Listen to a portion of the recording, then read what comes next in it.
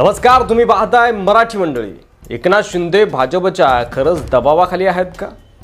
2022 मध्ये 40 आमदारांसह शिंदे यांनी उद्धव ठाकरेंना मोठा झटका दिला।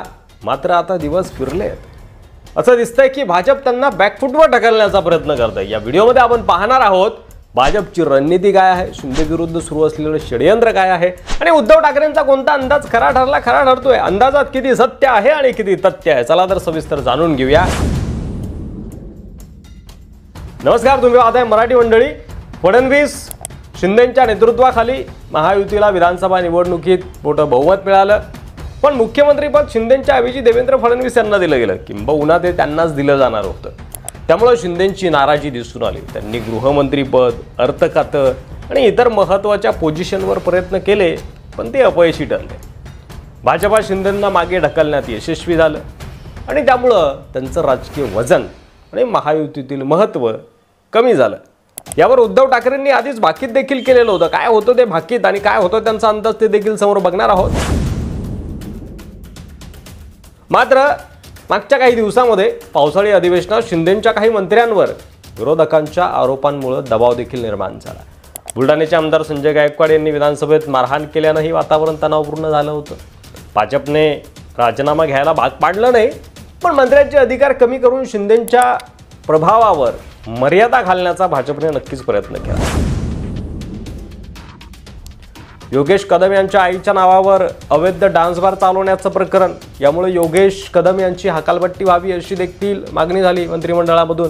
फडणवीसांनी त्यांना पदावरून काढलं नाही, परंतु तिथेही अधिकार कमी करून शिंदेंना बॅकफुटवर ढकलण्याचा प्रयत्न झाला। अनेक शिंदेंच्या मंत्र्यांकडे असलेल्या खात्यांवर देवेंद्र फडणवीस यांचं विशेष लक्ष आहे आणि त्यामुळे ही गोष्ट स्पष्ट करते की भाजप शिंदेंवर नियंत्रण ठेवण्यासाठी विविध उपाययोजना करत आहे। मुंबई महापालिका निवडणुकीसाठी फडणवीसांनी फॉर्म्युला ठरवलाय, ज्यात शिंदेंच्या पक्षाला कमी जागा कशा दिल्या जातील याचं नियोजन केलं जातं अशी देखील चर्चा आहे।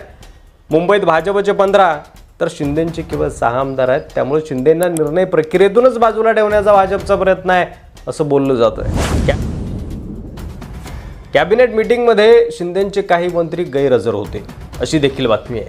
त्यांच्या जागी OSD सहभागी झाले होते। फडणवीसांनी शिंदेंच्या मंत्र्यांना बैठकातून बाहेर ठेवून त्यांचा प्रभाव कमी केलाय का अशी देखील चर्चा आहे। हे स्पष्ट करतं की भाजप शिंदेंवर दबाव ठेवण्याचा 100% प्रयत्न करत आहे। एकनाथ शिंदे सतत दिल्लीला जात आहेत, आपण बघतो, वारंवार बातम्या येत असतात। त्यामुळे देखील स्पष्ट होतं की प्रत्येक महत्त्वाच्या निर्णयासाठी त्यांना भाजपच्या मान्यतेसाठी, भाजपची परवानगी घेण्यासाठी दिल्लीला जावं लागतं। प्रत्येक निर्णय घेण्यासाठी भाजपची मान्यता आवश्यक आहे आणि यातून दिसतं की भाजप शिंदेला स्वतंत्र निर्णय घेऊ देत नाहीये। उद्धव ठाकरे म्हणाले होते की भाजप स्थानिक पक्षांना विलीन करण्याचा डाव आखतंय, खेळ करतंय। शिंदेंच्या शिवसेनेलाही भाजप विलीन करण्याचा प्रयत्न करत असल्याचे संकेत उद्धव ठाकरेंनी दिले, तसा अंदाज त्यांनी लावला। सध्याच्या घडामोडींवरून असं दिसतं की ठाकरेंचा अंदाज काही अंशी खरा ठरतोय। त्यात कोर्टाचा निकाल जर शिंदेच्या विरोधात गेला तर मग खरंच शिंदे शिवसेना भाजपात विलीन होईल का हे पाहणं महत्त्वाचं असणार आहे। शिंदेंनी 2022 मध्ये मोठा राजकीय निर्णय घेतला, परंतु आता भाजपच्या दबावाखाली त्यांना अनेक स्तरावर मागे हटावं लागतंय। भाजपचा अंतिम उद्देश काय आहे? शिंदे स्वतंत्र राहतील की भाजपमध्ये विलीन होतील? तुम्हाला काय वाटतंय? तुमचं मत कमेंट बॉक्समध्ये लिहायला विसरू नका। मराठी मंडळीवर नवीन असाल तर लगेच सबस्क्राईब करा आणि व्हिडिओ आवडला असेल तर शेअर करा। पुन्हा भेटू पुढच्या व्हिडिओमध्ये, तोपर्यंत रजा घेतो। धन्यवाद। जय महाराष्ट्र।